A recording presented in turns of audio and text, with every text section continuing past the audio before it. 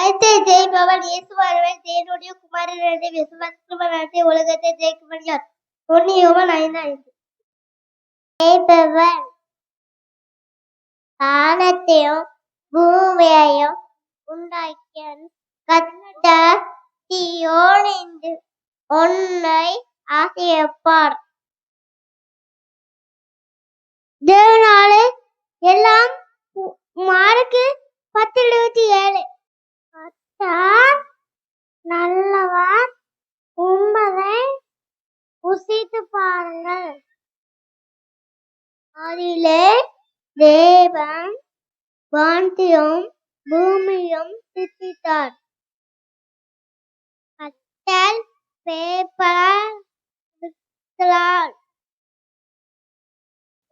நானே அப்பம் நானே அப்பா நானே புடுவாலே பெப்பவ தாட்டு உண்டுவ கொடு உண்டுவ தோழே மேய்ச்சொன்னுவ. கர்த்தாவே சொல்லும் அடியேன் கேட்கிறேன்.